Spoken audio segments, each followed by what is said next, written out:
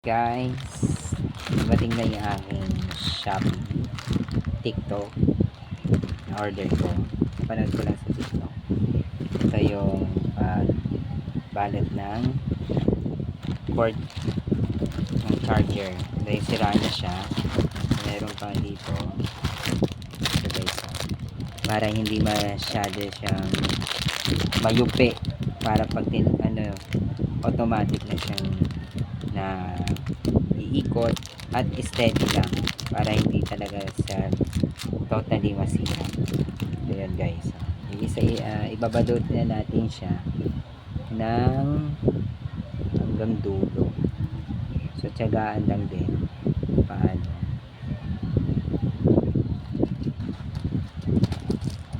Sisira na yung aking cord ng aking charger, pero fast charging pa rin naman siya.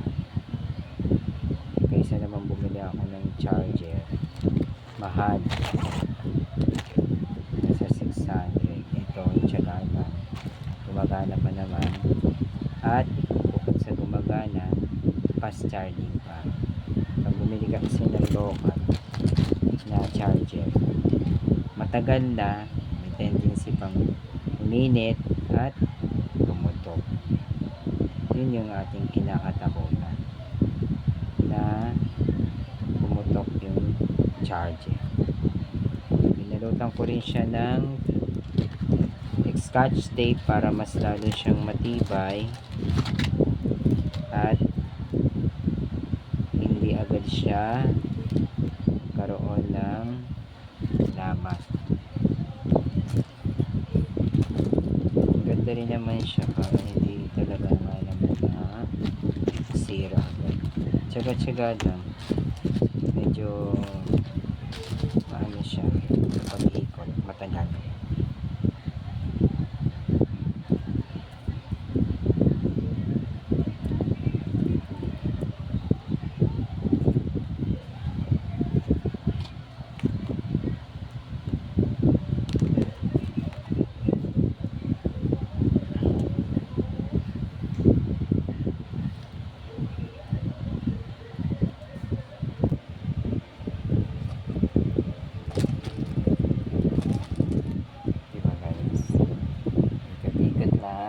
Ikat-ikat lang, ikat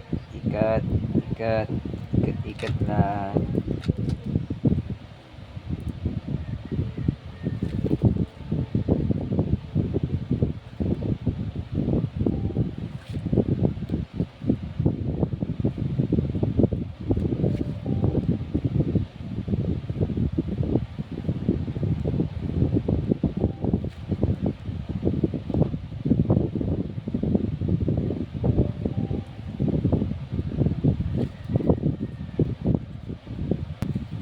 Guys, nakuha ko yung technique. Kanina naiikot-ikot ko yung cord, ngayon ganito lang pala ang technique ko. Iyan mo lang siya, isasabay mo lang din siya sa ikot. Yan, yung ano yung hugis ng kanyang wire, ganun mo lang din siya iikot para mas mapabilis yung trabaho. Kanina medyo kinakapa ko pa. Ngayon, nung makapa ko, sasabay lang siya sa bag. Iikot.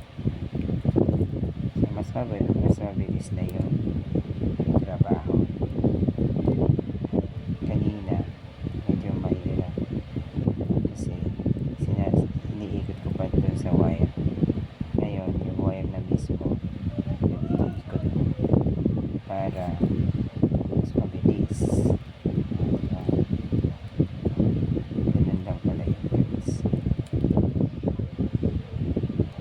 Tsaga lang talaga.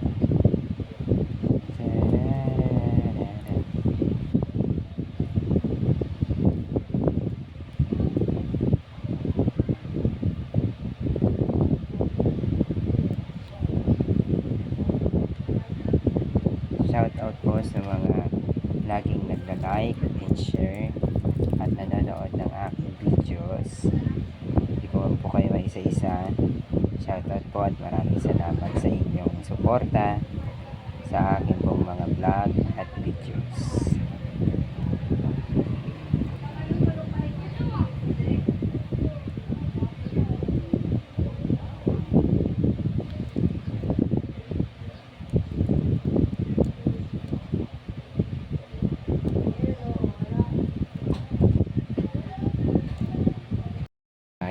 parang ang ano ko dito, ang oily ko po, no? Baka sa yan. Ito na guys, tapos na. Ito yung finished product ng ating pagtsatsaga ng pag-ikot-ikot. Ito po siya. Kasi ito, hindi man siya umabot, bitin. Hindi ganun kahaba palayo. Pero at least naumpisahan na, bilihan na lang ulit ng extension na pambalot. So, konti na lang naman. Sa mga isang dangkal na lang ng kulang. Yan. Ito guys, ang akin na order sa TikTok para may protection, hindi agad siya masira. Maprotektahan yung cord at yung itong ano na to, saksakan ng USB para sa ulo. Ganda rin pala guys.